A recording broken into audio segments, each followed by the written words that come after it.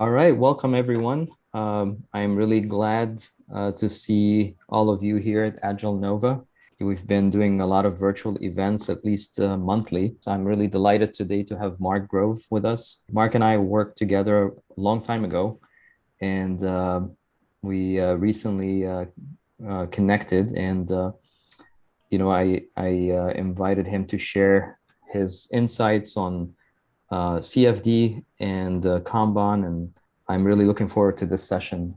So Mark, welcome. Thank you, Salah. Thank you very much. And it's good to see you again as well, and everyone else who joined today. I'm excited to give this to all of you. This was something that was born out of a need with my, a perceived need out of my current client. And then from that, I expanded it and turned it into what you see today. So this is something that was based off of me being on the ground, working with various teams and seeing a need and trying to fill that gap where I could.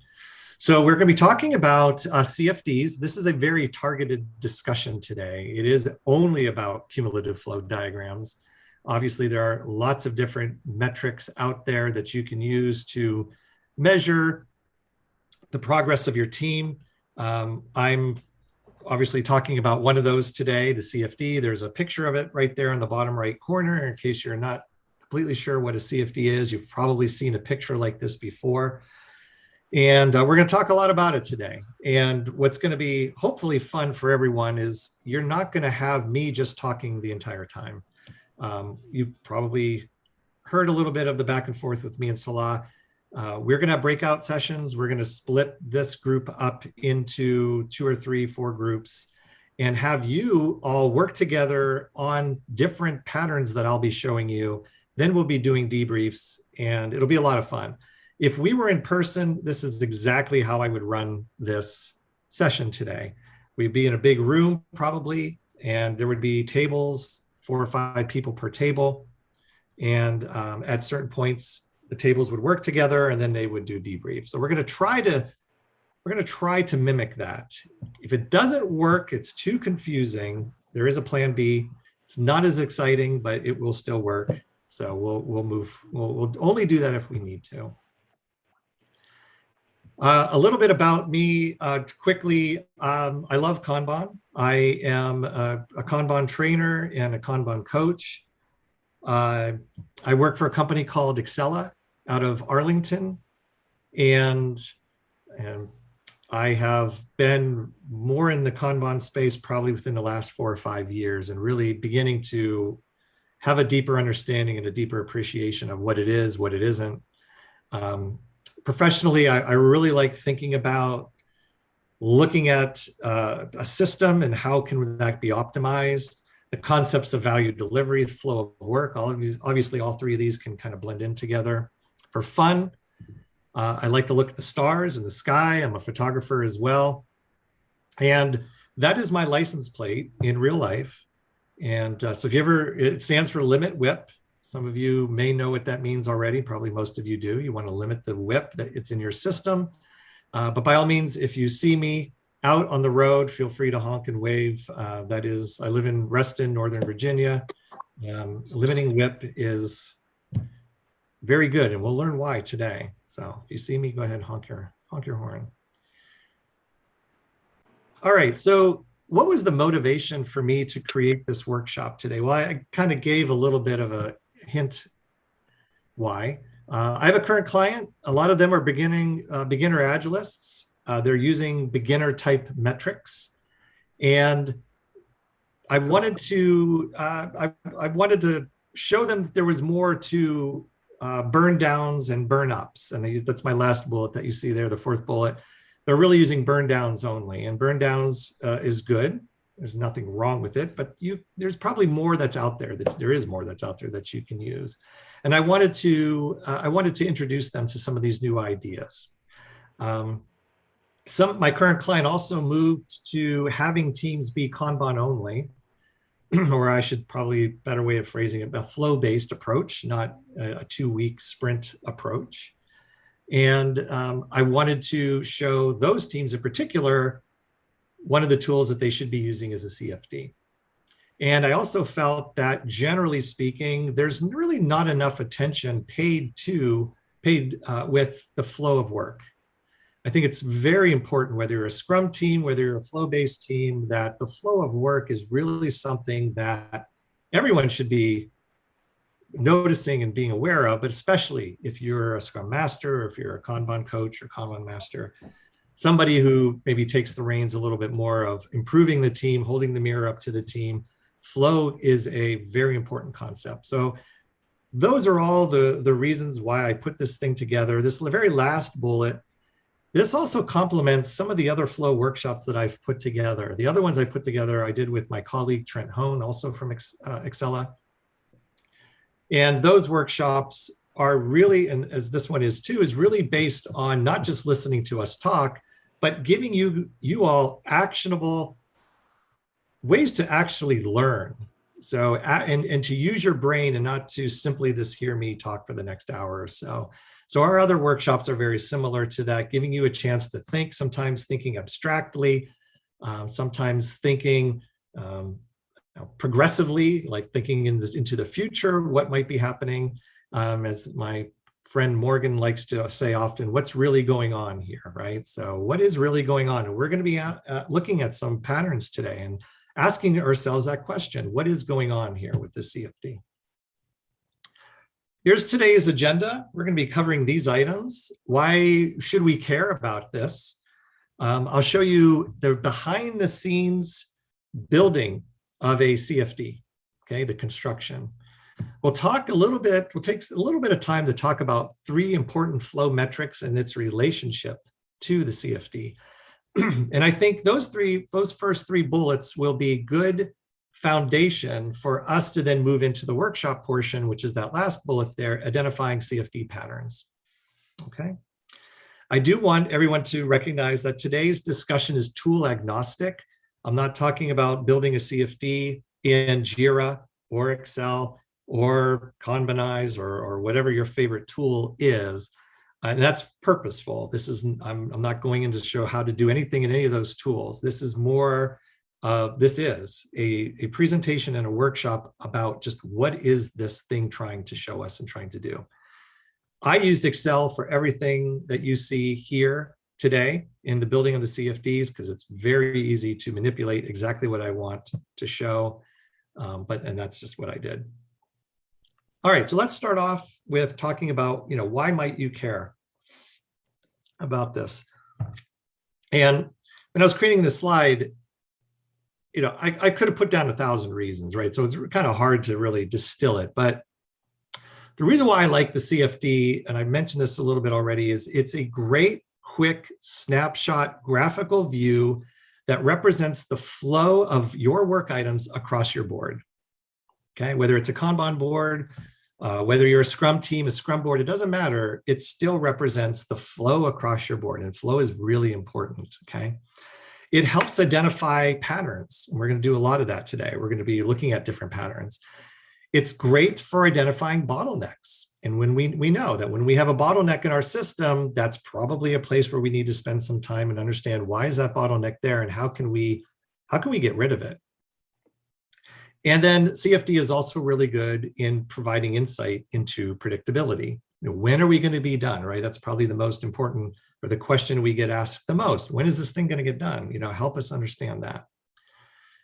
I also think a CFD is really important because it keeps front and center the interrelationship of those very important flow metrics, which we'll talk about in some detail a little bit later on, but I'll just leave this as a teaser for now.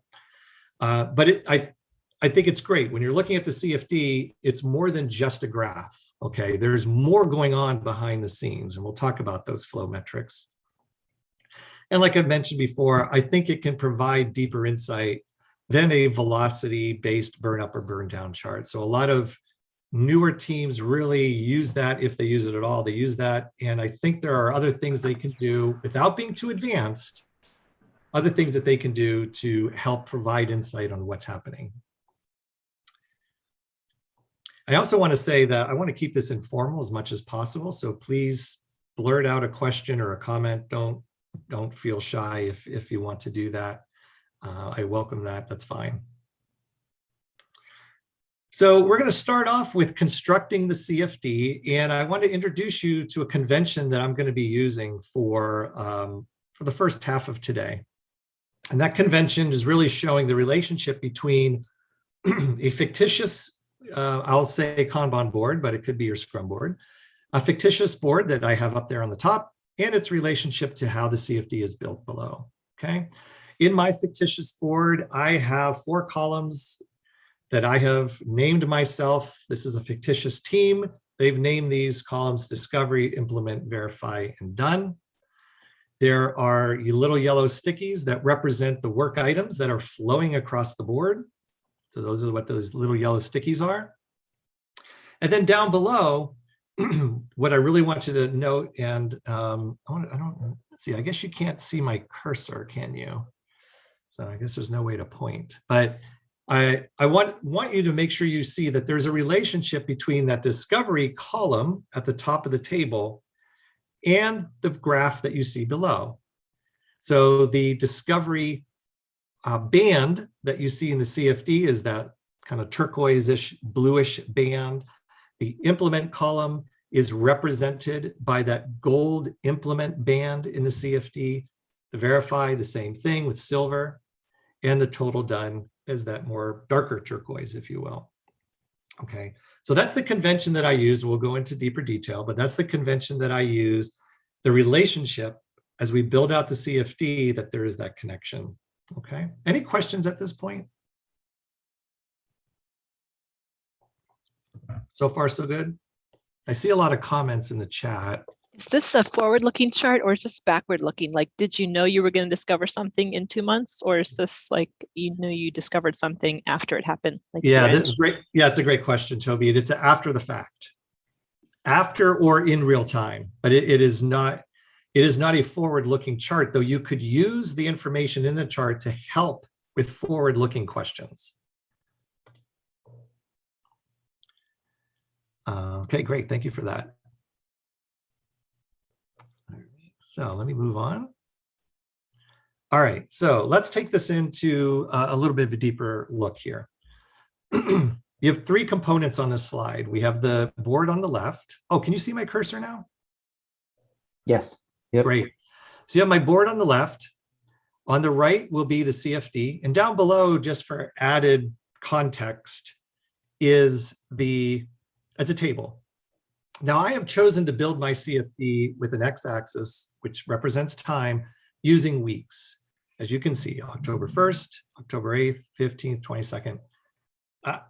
I'm not exactly sure why I did this looking back at it in retrospect. It's nothing wrong with it, but most likely what you want to do is build a CFD every single day. Take a snapshot every day or maybe every other day. Every week might be a little too long, but that's not going to impact what we're doing today. I just want to call that out. I've had people ask about that before, and it takes a lot for me to go back and change it. That's why I haven't yet. So I do want to call that out. I've chosen, though, to take a snapshot every week. So let's talk about what that means to take a snapshot. So on October 1st, in my Kanban system, I have 2 items in discovery, 2 in implement, 2 in verify. I have the exact same data down here in my table. And what I want to show in my chart here is that it's the exact correspondence, right? So the 2 discovery, which is this light blue, is right here. There's 2 items between 6 and 4, okay? That's 2 items right there. Implement is also 2 items, and that's 2 items between 2 and 4. And then verify, which is silver, is 2 items, and that's 0 and 2. So what I've done here, obviously, is I created a stacked bar chart, okay? And they're stacked, they're built upon each other. Note how the item that's farthest on the board is the item that's at the top of the graph, and the item that's at the very far right of the board will be the one at the very bottom. That should, depending on, for this purposes, that's always the case. Far left is the top of the graph, far right is the bottom of the graph. That's usually 99.99% of the time. Whenever you see a CFD, that's always how it is. Let's take a look at another snapshot in time. So we've had some movement now Now it's a week later, October 8th. What's happened? Well, we finished 2 items. Okay, we don't know what 2 items those are, by the way. That's important to understand. We don't know if it's these 2 verify that get done, or if it's something from implement that moves over. We don't know. We don't know what that is, but we know that we've finished 2 items. And we've had some other movement here, and it's captured again in this table below. So now at this snapshot in time, we have 3 in discovery, 3 in implement, 2 verify, 2 done, and it's represented again on a stacked bar chart. We now have 2 done. Note it says total done here. I'll talk about that. Just keep that in the back of your mind. The 2 total done. There's our 2 in verify, which is silver. So there's 2 from here to here. There's 3 in implement from here to here. And there's 3 in discovery from here to here. And they're stacked. And 15th of October, I think you're getting the point. We finished 2 more items. Sorry, I'm having trouble hearing you. That's Siri talking to me. We finished 2 more items in the 15th of October. And note that we show the total done in the CFD. We don't show that we finished 2 more items. We show that we finished 4 items in total. And that's why we've gone up to 4 here. Sometimes when people are creating a CFD, they get this little bit mixed up. They think they need to graph the 2, but you don't, you graph the 4. And this is why it's cumulative, okay? This is exactly why it's cumulative. You're building upon the done column, if you will, okay? Everything else is a snapshot, 2 in verify, 3 in implement. Now, the reason why I built this out this way is to make sure we all understand that the snapshots that I'm taking are once per week, okay? And a stack bar chart really gives us that visual. It's once a week, I can see it, I can see what's happening, I even have a table there. The downfall to this, though, is it's kind of hard to read, especially as you start building this out more. So really what most tools will do, or when you build this in Excel or something like that, really what they do is they really connect these dots together. They connect these bar charts, these segments of the stacked bar graph together, okay? They connect it, and then they fill it in.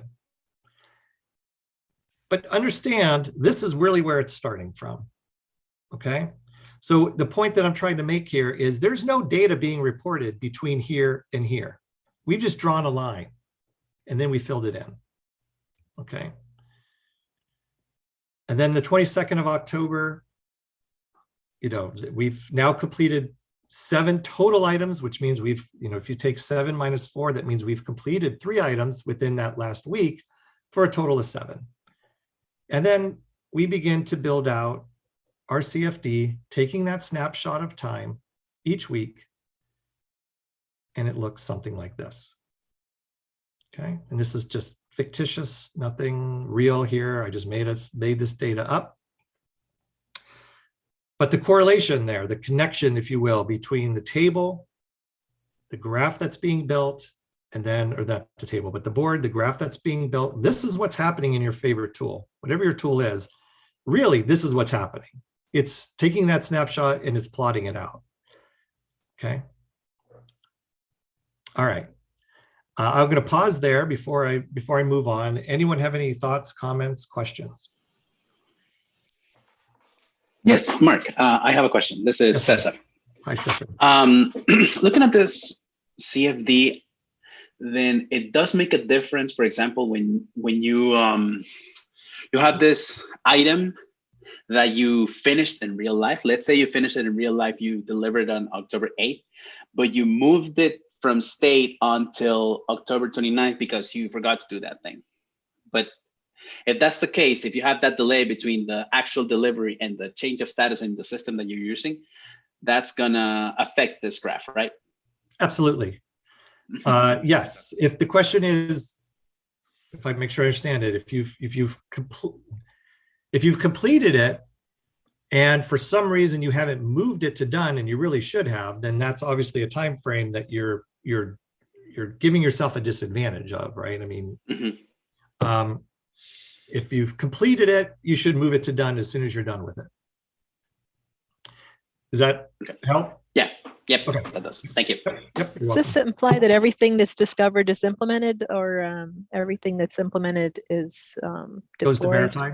Yeah. Yeah. What if you abandon something? You got Mhm. changing requirements or. Yeah, great question. So first of all, people ask, can you skip columns? Yeah, absolutely you can. If you're over here and you go from discovery, does it have to hit implement? Not necessarily. You can skip the verify. In fact, and I'll get to your question specifically, Toby, but you bring up a couple good points. One thing we don't know, because these are weeks and anything can happen in between week, that an item in discovery might go all the way to done. We just don't know because we're only taking these snapshots every week. So it could have gone through all these stages and then hit done. And we're just not recording the stage of implement and verify in this particular example because it's every week. To bring up your point, I think I kind of lost it. Oh, what if you abandon it? So a good practice that you really should stick with, if you bring something into your system and you abandon it for whatever reason, you don't move it backwards, you close it, you move it to done, and you record it as done, you create a new item, and you bring that back in whenever it's right to bring it back in. So one of the assumptions I'll talk about a little bit later behind a great way to understand the relationship between the three variables, which we haven't talked about, is that you always have to move an item to done, even if you abandon it. Is that helpful, Toby? Right. Yeah. So if something else becomes a higher priority and is this new discovery every week, or is this something stays in discovery and like from week to week? So what I've done, this Kanban board that I've created here, if you will, you can kind of imagine to the left of this discovery column is a commitment point that the team is saying, as soon as we move this into discovery, we are committing to finishing the work to done. So if it stays in discovery for 3 weeks or 1 week or 1 day, this work items is the intention of this work item is to move across the board to done. Is that helpful? Okay. So yeah, these weren't the same phases that I usually use for Kanban. So yeah, that's fine. Well, this is a completely fictitious board that I created. It's just my 4 columns that I made up because I felt like calling them these things. It's just my board. I mean, I'm not saying Kanban boards don't need to be called discovery, implement, verify. This is just something I made up. Okay. Any other questions? It's raining very hard here. Okay, let's move on. So we've hinted a lot about this. Let's talk about what these 3 important flow metrics. Let me ask the group here. Anyone want to take a guess at what maybe one of the 3 is, or all 3? Cycle time. All right, I'll give you that. Work in progress. Yes, and let's go 3 for 3. What's the last one? Throughput. Oh, I didn't hear that. Can you say that again? Throughput. Yeah, very good. That's great. That's exactly right. Work in progress. Cycle time, which I will be very specific about what I mean in a minute on cycle time. Time to complete, so I put it in parentheses there, but what does that mean? And then throughput, number of items completed per unit of time. Those are 3 flow metrics, and they have a very important role within a CFD. Well, let's take a look at what that is. Before we take a look at what that is, I do want to mention that I am very aware that these 3 metrics have a very direct relationship with each other called Little's Law. Little's Law is way beyond the scope of my presentation today. But I want to make sure everyone knows that I know and you know that there is this relationship here. We're not going to talk about Little's Law today. One of the reasons is because there are a lot of assumptions that go into making sure Little's Law holds true. And working on the assumptions for a Kanban or Scrum team is probably more important than trying to use the equation itself. Okay. The second reason why I wanted to at least talk about it for 30 seconds this equation, when sometimes when people see this, they're like, oh, cool, I can just plug in these numbers and I'll figure out the cycle time, how long it's going to take a work item to get done. It doesn't work that way. Okay. And again, because these assumptions have to hold true, and those assumptions and the understanding of Little's law, it's beyond today's discussion. Maybe it'll be a future discussion for me. But I just at least wanted to throw it out there in case people were curious. Is there a connection between the three? And there is. I welcome you all to read about it. It's fascinating. If you like this kind of stuff, I highly recommend this book by Daniel Viconti, Actionable Agile Metrics for Predictability. He goes into great depth, but it's easy reading on understanding Little's law, why it's important, and how you can use it for predictability in your system, your Kanban or Scrum board. All right. Hey Mark, when you get a minute, can you put the book name and the author in the chat? Oh, sure. Yeah, I can do that. Sure thing. All right, let's move on. Okay, here we go. All right, so let's talk about the first one, WIP. WIP means work in progress. So how can we identify WIP, or how much stuff the team had at any point in time when we look at a CFD? Well, it's actually pretty easy. I'm going to pick the date of October 29th here. I'm just picking the date. And on October 29th, we had WIP, as denoted by those two red lines, of 9 items. Okay.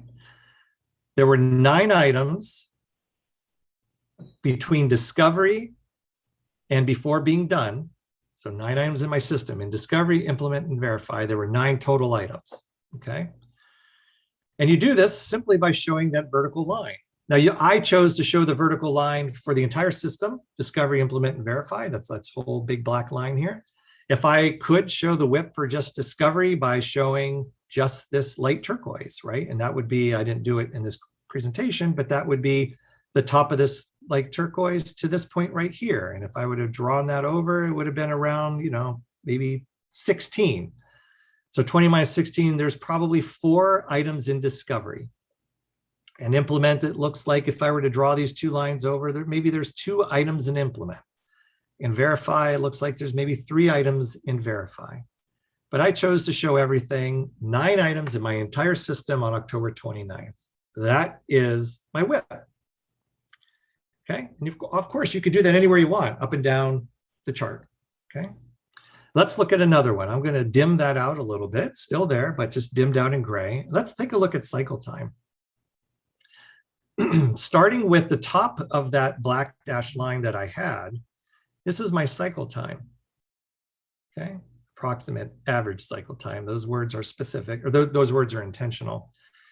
But again, starting with October 29th, it looks like on average, an item that has been pulled in to my system on the 29th of October is going to take about 3 weeks before it's finished. And I can show that by these 2 vertical lines, 21 days, about 3 weeks. So we have 9 items in our system. An item that's brought in on that day is going to take about, on average, approximately 3 weeks, 21 days. Okay, let's dim that one out and let's take a look at the last one, the throughput. As you might expect, the throughput is the connection of those 2 dimmer lines, average throughput. Throughput is a rate. It is a rate of the number of, it represents the number of items completed per unit of time. Okay. So again, we know that we had 21 days or 3 weeks, which I've shown you already. We also know that we had 9 items. Okay, oops. So what can we say about our throughput? Well, we have 9 items over 21 days. Our throughput is 9 over 21. We are completing, on average, about 3 items per week from here to here. So what you can say is if we were to pull an item in on the 29th of October, at that moment in time, we are completing about 3 items per week. That is a relationship that those 3 metrics can have with your CFD. And I think it's important to begin to kind of play with them a little bit, not in the sense of like plugging them into Little's law and coming up with an answer, but understanding the interrelationships they have, and we're going to do that next. But before I move on, are there any questions that anyone has?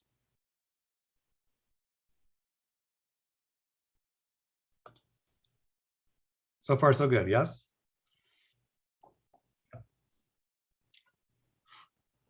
All right, I'll take silence as a yes. Yes, thank you. All right, thank you. All right, let's move on. The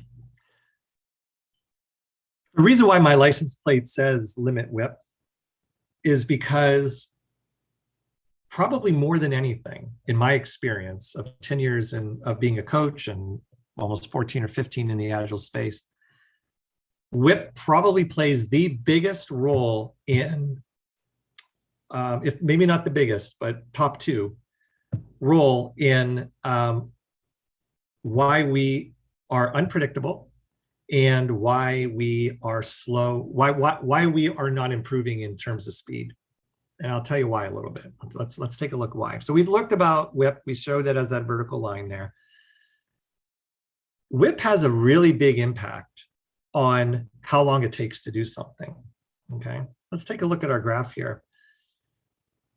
So this is the graph I showed you before. I'm going to show you a new graph. This is a different graph. This is the same, that red triangle there is the same, same triangle that I showed you before that was black, okay? But notice the difference. WIP is much bigger here. The WIP in discovery is much bigger. Here it was, right here and here, discovery WIP was only this distance from here to here, but now I've increased it, okay? There's my old metric, flow metric triangle. But here's my new one, okay? Increasing WIP has an impact on my cycle time. I've gone from 3 weeks to 2 more weeks, maybe 5 weeks. The impact of having more items in your system slows you down, okay?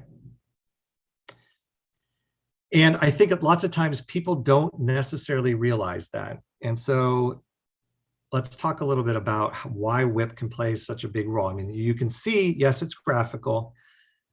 You may not want to just whip this out to your team tomorrow and say, hey, look what happens. You know, this triangle gets bigger. Okay, that's not what I'm advocating here. But for Agilists, as we are, we can begin to understand maybe a little bit deeper what's happening. Let's talk about what might be happening in those cases. So I don't know about you, but typically almost everywhere I've ever worked, there's always a desire to finish faster. Always a desire to finish faster. Why aren't we fast enough? How can we do things faster? And lots of times when you have that desire, there is a belief that you need to start more items. There is a belief, and it's a false belief, that the more items you start, you're bound to get something done. So we must get something done faster. So we have this belief there is to start more items, okay? And by the way, what I'm showing is a causal loop diagram. So for those familiar with causal loop diagrams, that's what this is. But as you have a belief, this need or this belief of a need to start more items, what do teams typically do then? They bring more items into their Kanban board, right? Maybe they're getting pressure from their management. Maybe management doesn't understand, or maybe this just, you know, this the common belief that they have. Let's bring in more items into our system. So we bring more WIP into our system. But what does that do? Well, we know that increases our cycle times. That's what the plus means. The more items we bring into our system, the bigger our cycle time is, the longer our cycle time is. Things start slowing down, okay? We're not getting as much done as quickly. And then the crux, though, is teams are looking around, they're saying, we're not getting as much done. It's not happening as fast. And so what happens is, if they have that belief, well, let's bring in more items because something is bound to get done. And what happens is teams find themselves in this reinforcing loop. This is called a reinforcing loop. They're in this thing. They're spinning around in this thing. It's bringing more items. We're bound to get something done, but getting something done, it's actually taking longer. It's taking longer. Well, then bring something else in because maybe that'll be the thing that we can get done. I see teams do this a lot. Maybe you do too. This is a reinforcing loop, and in tongue in cheek, I call this start starting and stop finishing. That's what teams are doing. They're not focusing on finishing their items. They're really more focused on starting. Just let's start more stuff. One of these has got to stick. We want to break this thinking, okay? We want to move away from thinking like this and probably to a mindset that you've heard before, where we want to really focus on stop the starting and start the finishing. You've probably heard this before, right? Stop starting and start finishing. Okay. Take a look at the items that are in your system and work on the things that you have before you bring in new items. Okay. Finish those items, then bring in new. Begin to work on your WIP. If your WIP is high and you're wondering why your cycle times are so long, that's probably why. One probably easy, quote unquote, easy way is to begin chiseling down that WIP and letting the team understand the connections there. Now, doing that in and of itself is a whole coaching discussion that we could probably have when we have time today. I realize it's not easy just to say, reduce your WIP, team. There's a lot that goes into that. But as Agilists, I want us to understand that a great leverage point is the number of items that we have in our system. This is not my opinion or my hunch. This is true systems thinking, Kanban thinking. This is true. This is very sound thinking here. It's just not an opinion. All right, I'm going to pause here because the rest of today is going to be taking what we've learned and beginning to apply it. But I got to take a drink. And who has questions?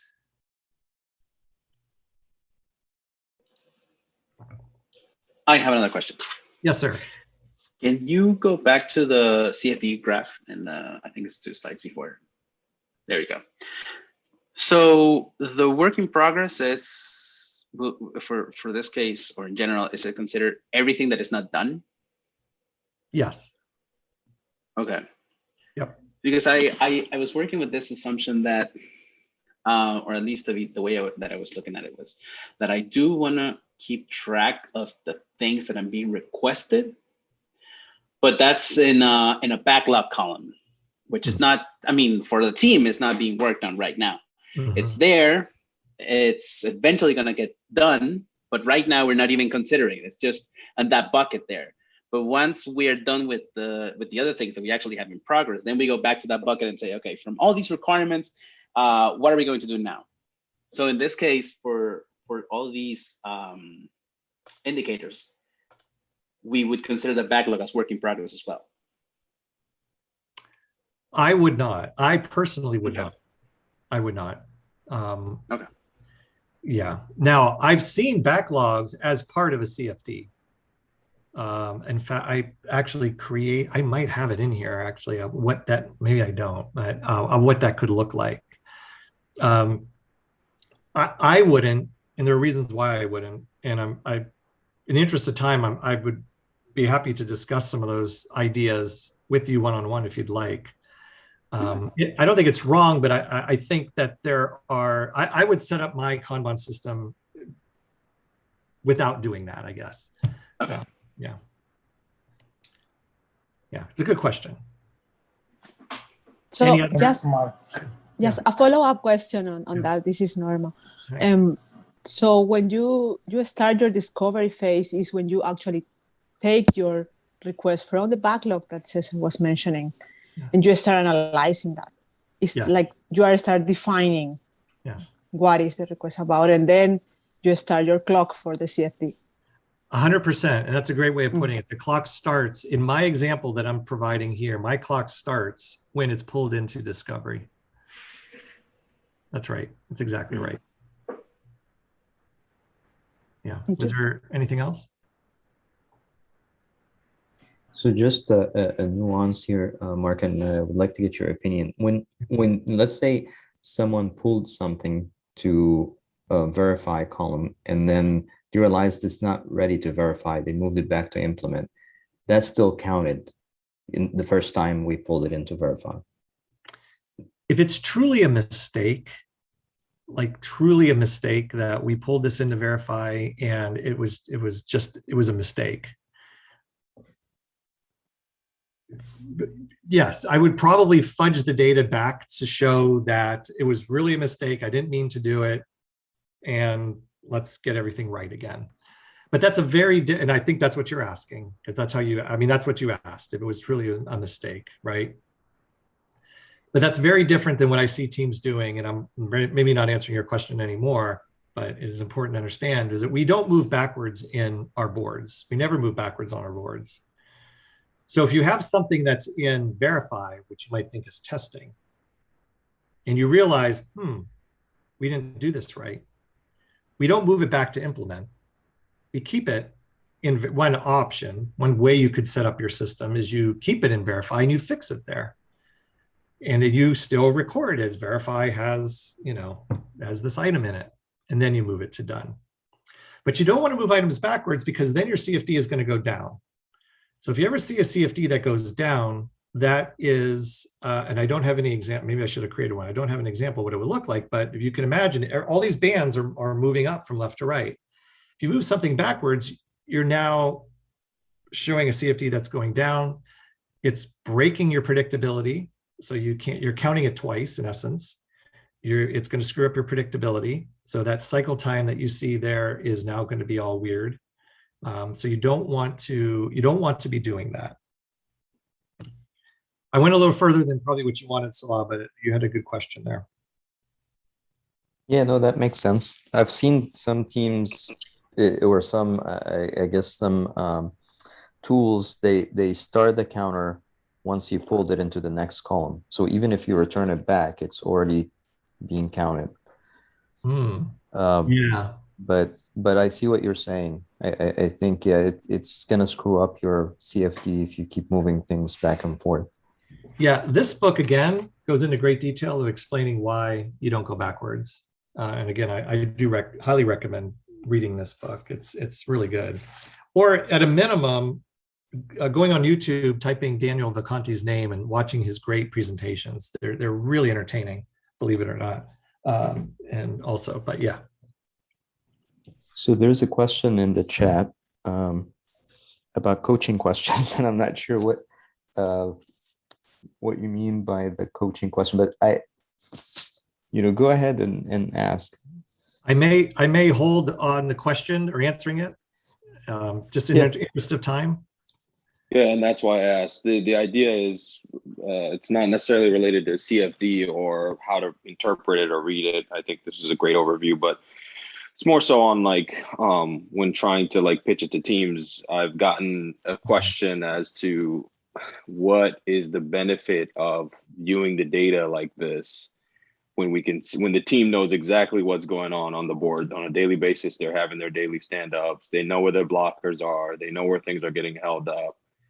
So, and you don't have to answer this if it's going to derail us, but I'm just curious. I think I have an idea in my mind of how I would answer it, but I'm curious to see your thoughts on that. Yeah, my immediate thought is, in my experience, I think that teams don't often know. And I think a visual, and maybe I'm not trying to discredit perhaps the team that you work with does know, but they do know. But I often find that maybe where I'm working now, this is just not really something that they pay attention to. And even if they're like, oh yeah, we get it, we have dependencies, or we always have to wait for something, maybe then it's not the team you need to show it to. Maybe you need to show it to somebody else. Sure. Real quickly, Omar, I would love to hear your thought on it. Absolutely, yeah. My thought is very similar to yours, is that even though they think that they see what's going on, there may be some things that they miss in the grander scheme of things. And also, we miss really the visual of the cycle time and the throughput. We can kind of track the WIP, but this kind of highlights it a little bit more.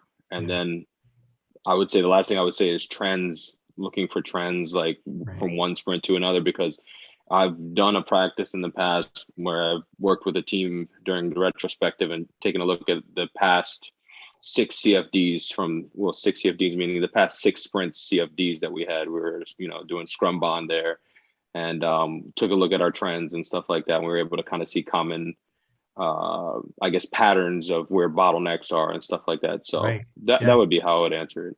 Yeah, that's great. And that's actually a great segue to where we're going next. And it's identifying CFD patterns. And this is the workshop portion of the of today's discussion. So as we, thank you, Omar, for that. Those are really good insights. So as we talked about at the beginning, if I were in person, I'd set this up in a room so that we could all talk and work with each other and come up with ideas so that I don't have to just stand up there and talk this whole time. So we're going to try something here. And what's going to happen is this. I want you all to imagine for a minute that perhaps you've recently been hired as a Kanban coach, Scrum Master, Agile expert, whatever you want to call it. And you walk in, kind of like Omar is saying, in a way, you walk into your team room, or maybe you go into Jira, whatever it is. And you're presented with these CFDs, and the team's saying, we've been doing these things. We don't even understand what they are, but we've been told to do them, or we're doing them. Maybe you can help us out. Okay. So in the workshop portion that we're starting now, the first thing that I want you to do is really to answer this first question. What is it that you're seeing? We're going to be looking at 4 or 5, depending on time, 6 different CFD patterns that I've created. And I want you to observe them. Paying attention to, what are you noticing? Omar talked about patterns. So what patterns may be present there? Do you see any trends? And then, maybe you even ask the team, what are you seeing when you're looking at this? Well, the first thing is, what do you see? The next thing to be considering is, well, why might this be occurring? Okay, this is really why they're paying you the big bucks, right? One thing to observe, but why might this be occurring? Now, again, it's your first day. You don't know why, for sure. But perhaps you can use your experience, your expertise from past clients and working in the past, bringing that in. So what could be causing this pattern? Asking yourself, have you seen this before? Okay, prior experience, has that taught you anything? And what would you be asking the team? Okay, why might this be occurring? And then lastly, what might you suggest? Okay, if there's something that you're seeing that doesn't look that great, what ideas might you have to get them to be thinking differently or maybe acting differently? Okay, how might they go about addressing this pattern? What might you suggest that they're doing? Are there experiments worth trying? What has the team already tried, and did it work? Okay, so these are the 3 questions, and you'll see them again. So these are the 3 questions that that we're going to try this. We're going to take everybody that's now currently present in this Zoom call. And Salah, did you happen to do a count of people? Maybe 15, 20? Yeah, maybe? we got 19, including me and you, so it's 17 total. All right, so maybe if we have like groups of 4, that would be roughly 4 separate groups. And if I can do this well, what we're going to do is separate you all into a group, into your own group. Okay, now I got to do a couple things here. Separate you all into a group and have you look at each of the patterns. Now, you're probably wondering, how am I going to look at a pattern? Well, this is how you're going to do it. I am going to put this URL in the chat because we experimented with this yesterday and we can't just show a common slide to separate groups. So this is a shared folder that you should be able to access this. I've checked it in different accounts. When you get sent to your team room, I want you to access this first slide, and I will show you what it is.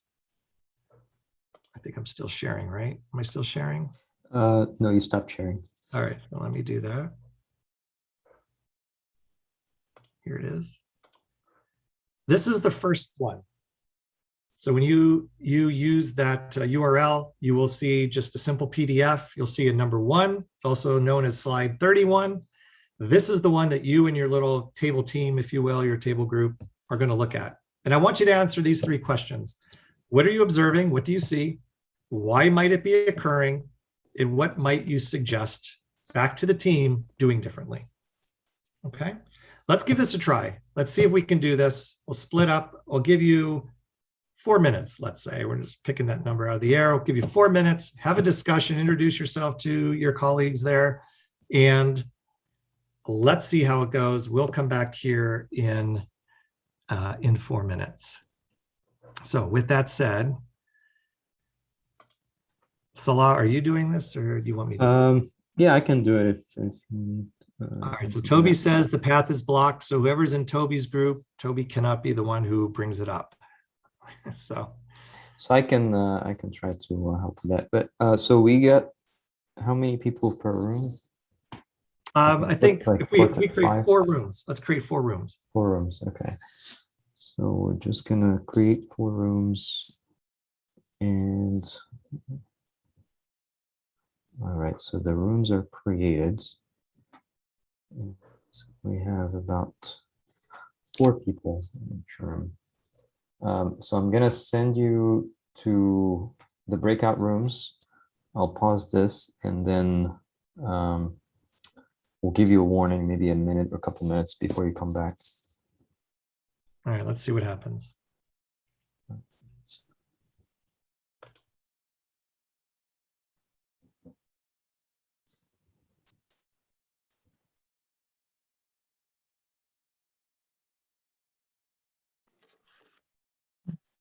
Great, welcome back, everyone. Hopefully you see the slide that I'm sharing. Yes?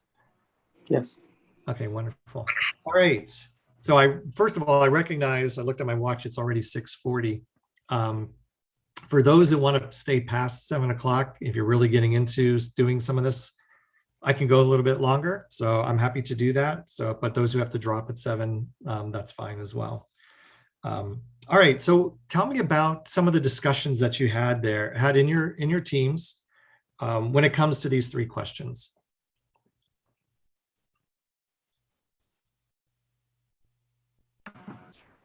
Do you want to put the questions back up, Mark? You can't see them?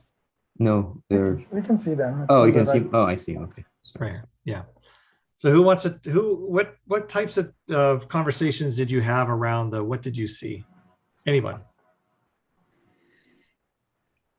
This one, it looks like too much discovery. They're taking on too much work. Okay. Okay. Why? And what has indicated that? It's growing out of proportion to the other categories. Yeah. Yeah. It's a really good point. We're okay. Yep. So it looks like, yeah, they're spending more time on analyzing the things or discovering things, which is actually the case in most of the projects. You spend more time in understanding and then implementation is faster. So in a way, it's legitimate graph. And then, go ahead. And they are accomplishing a lot. The done is also pretty much next to the discovery phase. So I don't know what's happening under done, because implementation is the done. Or done is done. Implementation is, in my example, is really them implementing the solution. Maybe there's coding, maybe there's, fixing anything they find. Implementation is kind of the equivalent of, like they're implementing it, they're coding it. Doing that work, yeah. Yeah. They're seeding some data to get ready for testing it, whatever goes into implement for them. Maybe they have not enough developers. Okay. When we look at the implement and the verify, what do we notice about them? They look consistent. Yeah, they do. They do. I think the bigger concern is what Toby brought up earlier, is that, boy, they're growing this discovery a lot. And really what's happening is you're bringing in more items than you are able to complete. So our throughput, is whatever this rate is, but we can clearly see the slope of this line is much greater than the slope of this line. So this is a system that's imbalanced. Okay. Yeah, and usually when discovery is taking more time, that means people are either confused or they don't have enough trained people, because eventually discovery time should be less and less and less and less, because you understand the system more and more. So you should be spending less time than before. Yeah, so I mean, I think that's some interesting points, trying to kind of, why might this be occurring is kind of what we're saying now. So what might be happening here? Well, maybe people don't understand what these things are. So whatever upstream process you had of, maybe identifying it and trying to understand what it is before it moves to discovery, maybe it wasn't done well enough.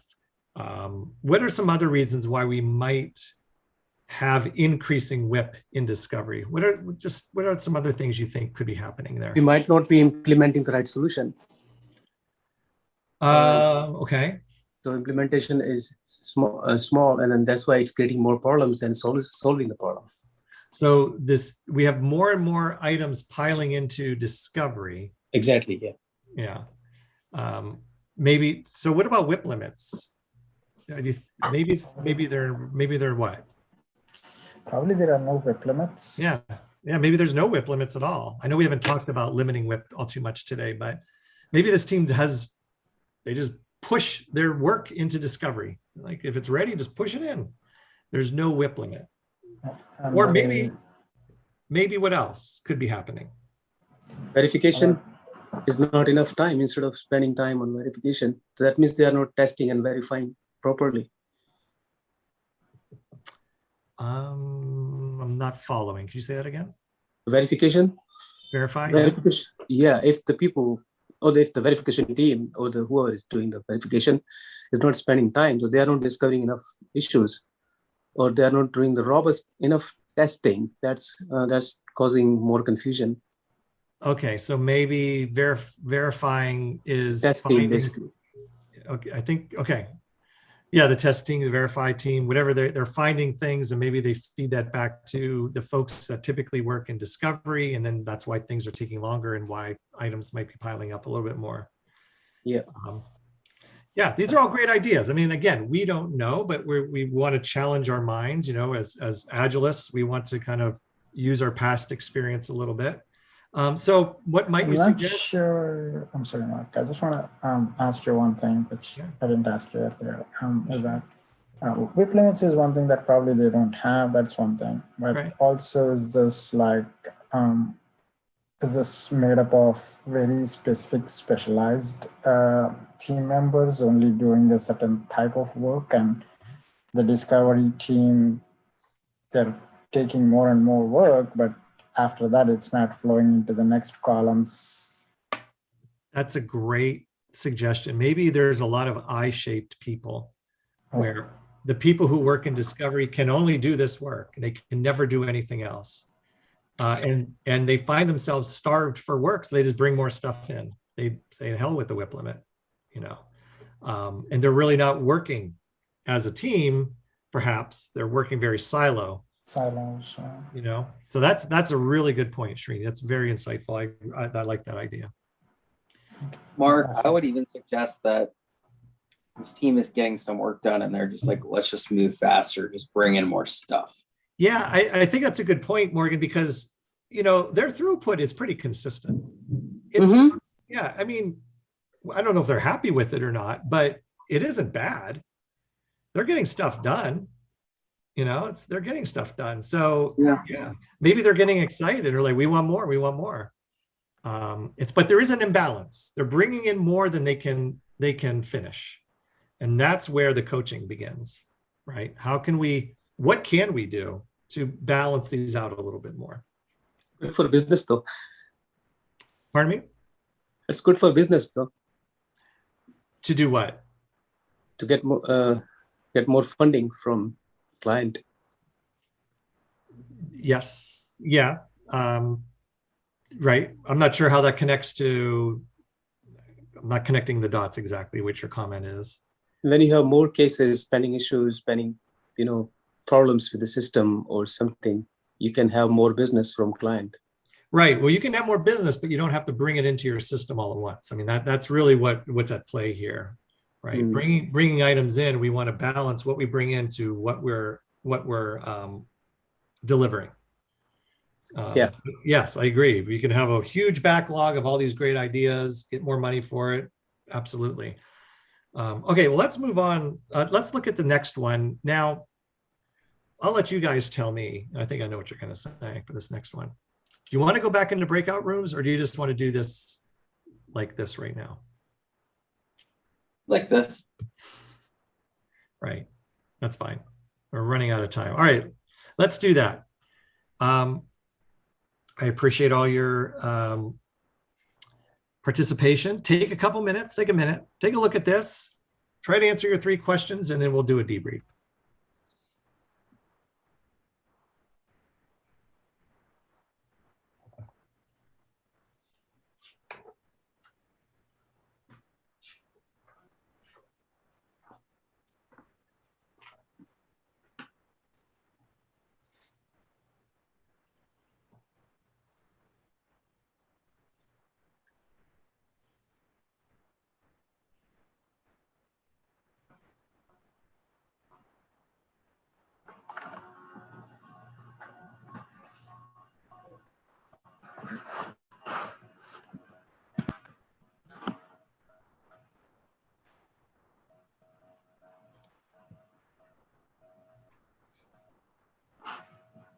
Do about 30 more seconds.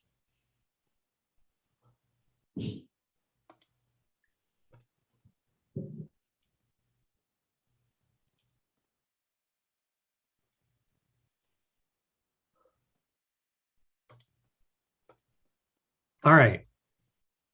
Let me hear from you. What are you observing here? Looks like discovery is consistent, implementation started and then completed. Then during the verification, some of the things were left out, or they discovered something more is missing. Yeah, then go ahead. I'm sorry.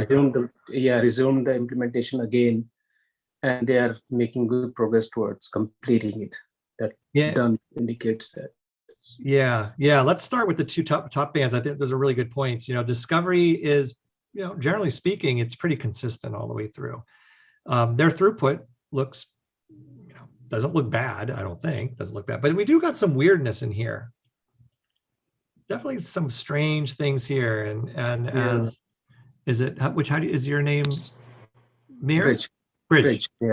As Bridge pointed out, we've got, we've got some, like, starting with implement, it kind of stops here. Verify takes over, but the opposite happens here. We have no implementing happening here. Verify.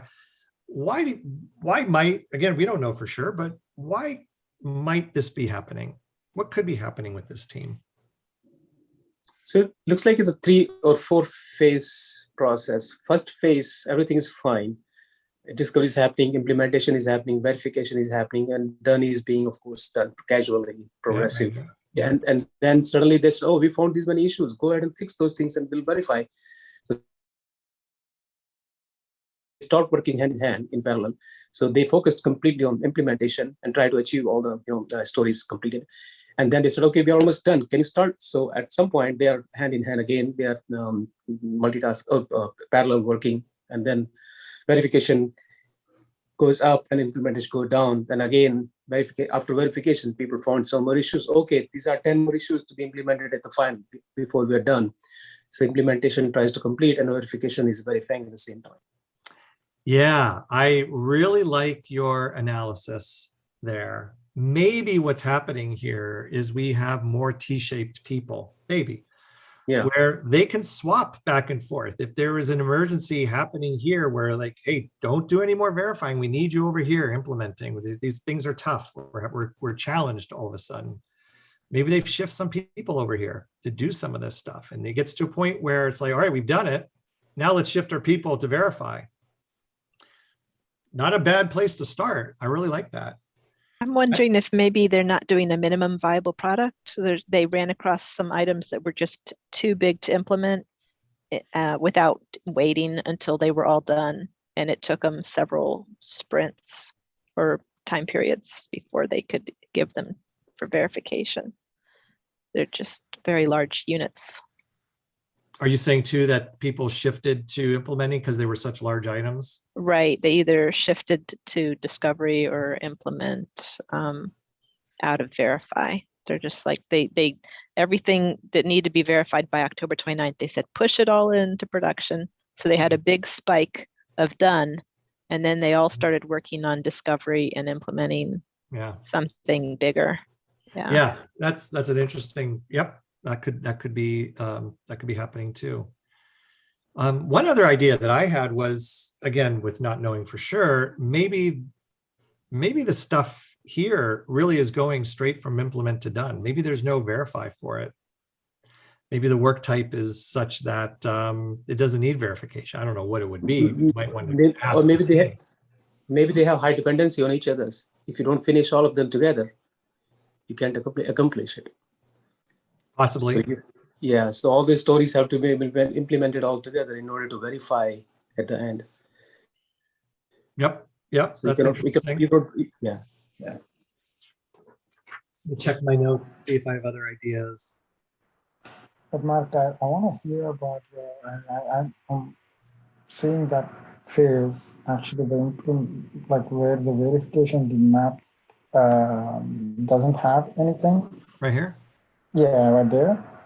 But they got moved to the done. So I would be questioning, did we skip any process? Or is this done coming from a kind of a waterfall method, like you verified or verify ended there, and that's when you moved all of that previous work into the done while you're going into the next phase of implementation is still continuing? Yeah, that is a good point. So they are still getting things done here.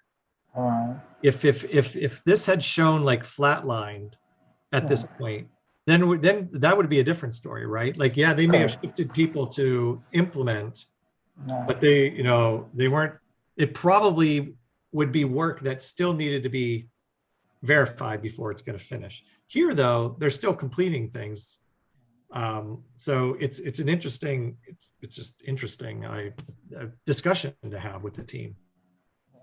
Yeah, I would be interested to know if we are skipping the process, or is it following the kind of semi-agile thing, like waterfall, where you did the verification, a bunch of verification in the previous period, and then implementing it now, deploying it now. Yeah. All right. And I'm sure when this kind of graphs definitely have some sort of explanation. Say that again, please. This kind of graphs definitely, I'm sure they have explanation when they do the presentation. Oh yeah, I mean, everyone's going to have a reason, right? So yeah. But maybe not too. I mean, Omar had that good point that we were talking about earlier. Sometimes maybe they think they know and maybe they don't. And they're relying on you to provide some new ideas. All right, now, first of all, I want to say I never thought I would only get this far at 7 o'clock. So I apologize that we're only on slide 2. I've got 4 more of these. Like I said, I don't know if Salah, you need to do any formal goodbye or not, but I'm willing to stay on. We can do 2, maybe 1 or 2 more. But whoever wants to stay on, I'm happy to do that. I can show you a couple more of these if you like doing this. Yeah, I'll stay. Okay. Anybody else? Yeah, I'm okay. I'm good. Yeah, I mean, thank you. Appreciate everyone coming on. Yeah, feel free to stay on if you have extra time for another 10 minutes or drop off. But I appreciate you joining us. The one thing that I want to show, I'm going to jump ahead just real quick. If for the 3 minutes that are left, if people are jumping. One thing that I see a lot when I work with teams is, they use the burn down chart. And like I said, there's nothing wrong with that. But in many ways, and I wish I was trying to find a fancy way of doing this, but I couldn't. But really the CFD is the inverse of the burn down chart. This part right here in the CFD, this turquoise done is this, okay? But if you just have a traditional doing done Scrum board and you use burn down and you use just this, if you created a CFD, you do have a little bit more information that you can glean from what's going on here. Instead of using that, if you were able to create a CFD, yeah, it's going to show you what you burned up instead of down. So this is this area here. But look, it's also showing you some other things too. Like you brought in, if you have a 2-week sprint here and you start on Wednesdays, for example, you brought in 8 items right away.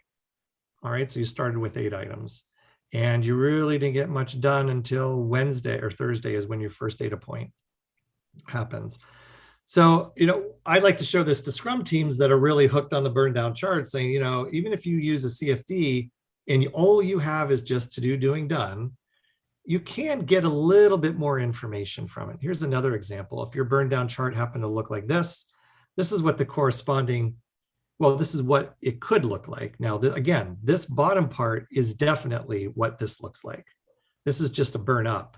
That's all that this is just the inverse of this.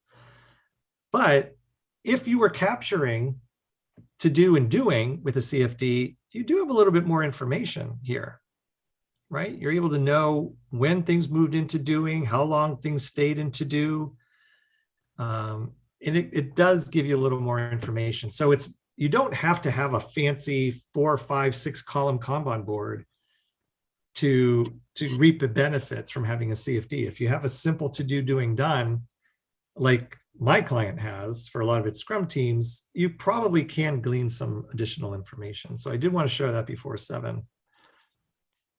So anyway, we can go back to number 3. So for those staying past 7 o'clock, take a look at this one. What do you think might be happening here? I'll give you a minute.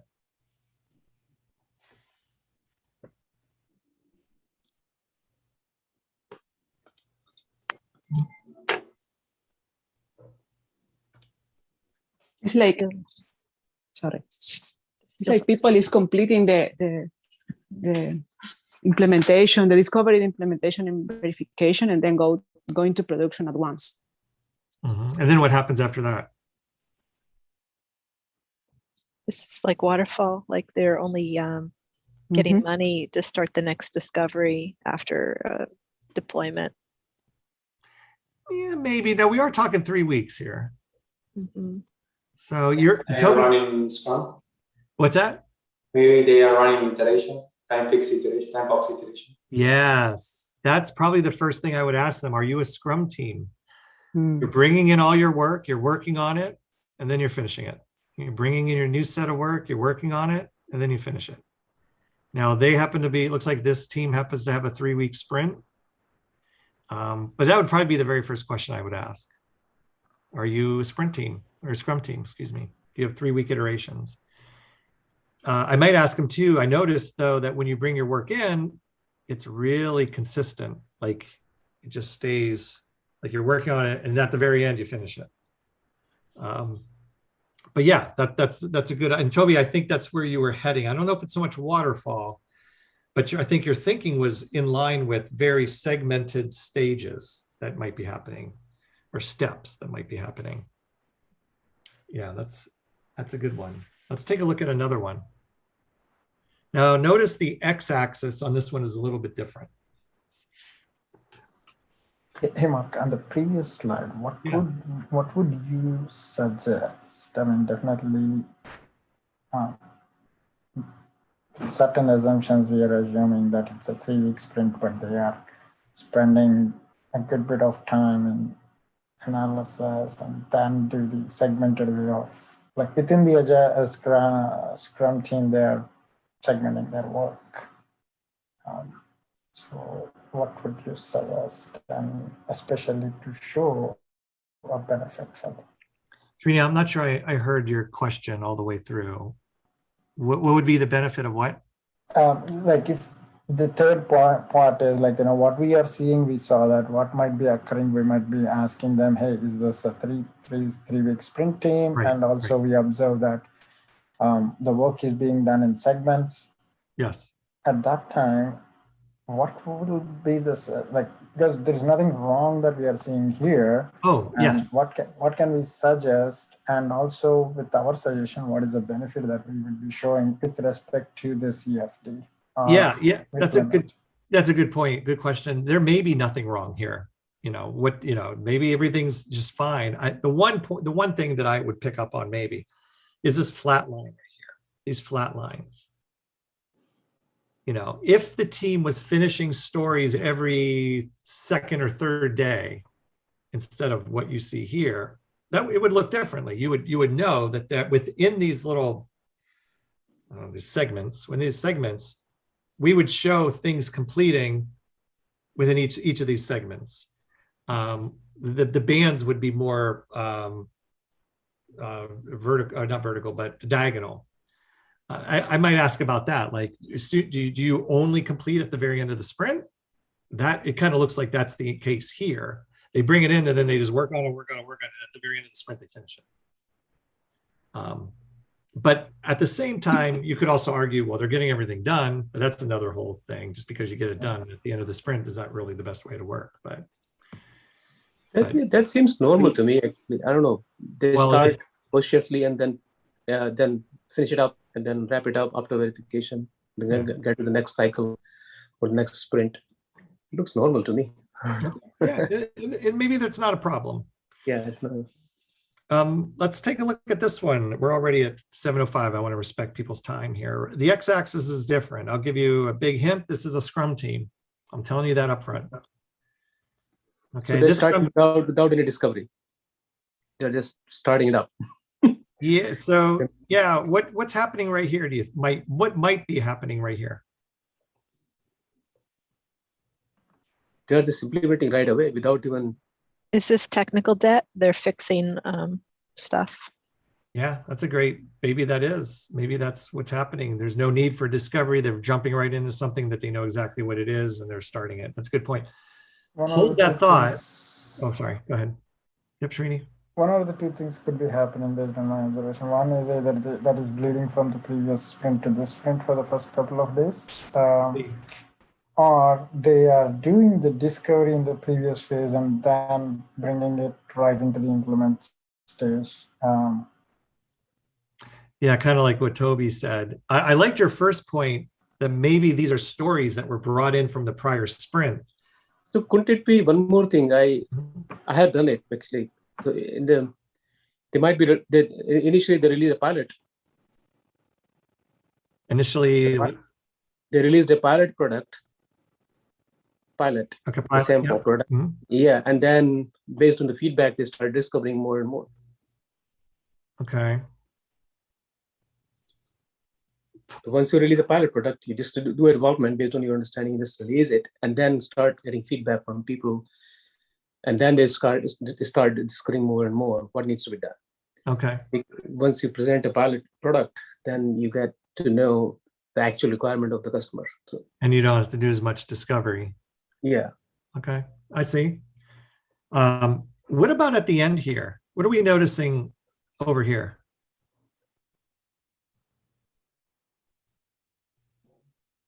Implementation. Carryovers. I'm sorry, say that again. Things carry over to the next sprint, maybe. Yeah, we're not finishing everything, are we? Yeah. No, we're not. So back to Srini's point, we're looking at this, we're like, they didn't finish everything here. This looks kind of weird here. Is this a pattern that now Omar talked about having multiple CFDs for each sprint. I'm only showing one for one sprint. But if maybe you look at the next one and you notice, oh, they didn't finish there either. That probably brings more attention to the potential fact that this is probably carryover work.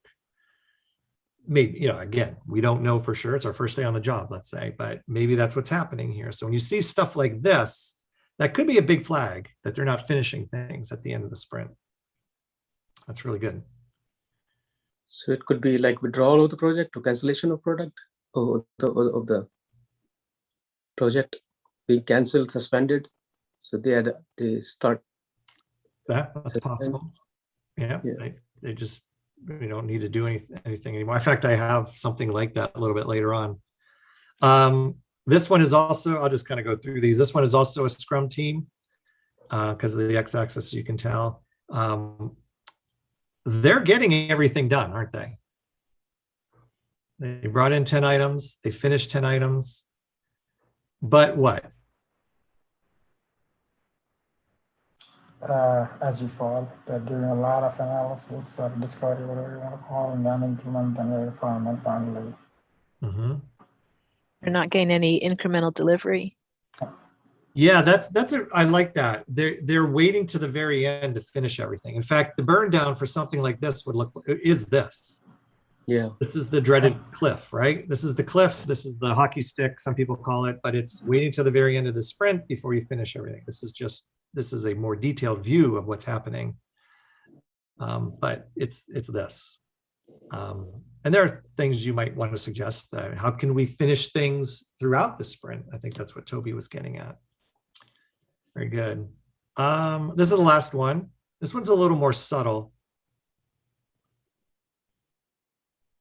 I'll give you a hint. It has to do with the discovery line and the done line. At least the way I look at it. I'm sure you guys might find other things. They're still discovering at the end, but not completing.